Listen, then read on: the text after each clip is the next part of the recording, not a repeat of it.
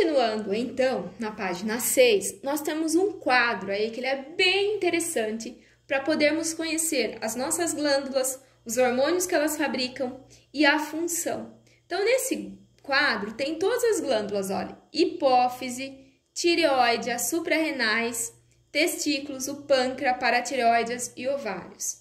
Aí do lado vocês vão ver os hormônios que elas produzem. Por exemplo, vou ver a hipófise, depois em casa eu quero que vocês olhem com bastante atenção, até porque vocês vão precisar ler para poder fazer as questões depois.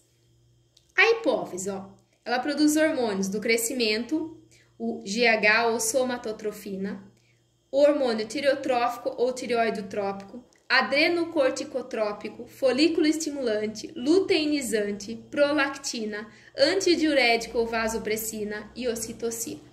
Qual é a função desses hormônios que a glândula hipófise produz? Olha, regula o crescimento, estimula a tireoide, estimula o córtex da adrenal, estimula o folículo ovárico e a espermatogênese, incentiva a ovulação e a produção de testosterona, mantém o corpo lúteo e estimula a produção de leite, reduz a perda de água na urina e controla a pressão arterial, ajuda a contração do útero no parto e a saída do leite nas mamas. Então, essa é a função da hipófise. Então, eu quero que vocês leiam as outras glândulas, os hormônios que elas produzem e as suas funções. Vamos lá, então. Esse quadro do Você Sabia, ele é bem interessante para nós lermos, tá? Aqui nós vamos falar um pouquinho dos anabolizantes, tá? Da forma perigosa, exagerada que algumas pessoas utilizam esses anabolizantes, o que ele pode fazer na nossa vida, no corpo. E aí, vamos entender um pouco mais sobre hipofunção e hiperfunção. Isso eu vou ler e vou explicando porque isso é muito interessante e importante, ó. É o desequilíbrio no funcionamento de uma glândula que por algum motivo sofre uma disfunção, secretando hormônio a mais ou a menos. Nós temos uma necessidade quanto à produção desses hormônios. Então, nós temos que ter um equilíbrio. Então, quando ocorre um desequilíbrio, produzindo hormônios abaixo da quantidade necessária ou acima da quantidade que nós precisamos, nós vamos chamar de hipofunção ou hiperfunção. Quando que há uma hipofunção? Quando a glândula é retirada ou produz uma quantidade de hormônio abaixo do normal, tá? Então, hipofunção é abaixo do normal.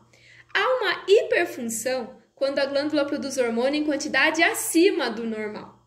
A somatotrofina, o hormônio do crescimento produzido pela hipófise, promove nosso crescimento. Então, aqui um exemplo desse desequilíbrio, tá? Ó, uma quantidade muito baixa na infância deixará a criança anão, ao passo que uma quantidade exagerada levará a um crescimento excessivo e a pessoa será um gigante.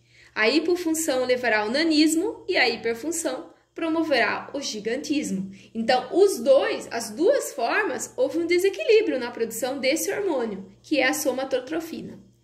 Outro exemplo, ó. A tiroxina é um dos hormônios produzidos pela tireoide e requer iodo para ser sintetizada pela glândula, o qual é adquirido através dos alimentos que ingerimos. Nas regiões pobres em iodo, a tireoide é forçada a trabalhar mais para compensar a carência, sendo esse trabalho a mais denominado hiperfunção. Vamos lá no conectando para vocês entenderem o que eu falei. A pessoa da foto apresenta uma saliência nessa região do pescoço, que é essa saliência aqui, pois a tireoide aí localizada entrou em hiperfunção pela falta de iodo, provocando bócio carencial, tá? As autoridades sanitárias e médicas resolveram boa parte do problema propondo uma lei federal já aprovada que obriga o acréscimo de iodo no sal de cozinha encontrado no comércio. Então, essa foi uma solução para evitar essa carência, tá, de iodo na alimentação, certo? Então, para essa semana, é esse conteúdo sobre os hormônios. As atividades, além daquelas duas do início, lá do Pensando Nisso e do Aquecendo, vocês vão fazer a questão 2, 3, 9, 10 e 12 das atividades, ok? Então, para essa semana são essas as atividades. Fiquem com Deus, até semana que vem.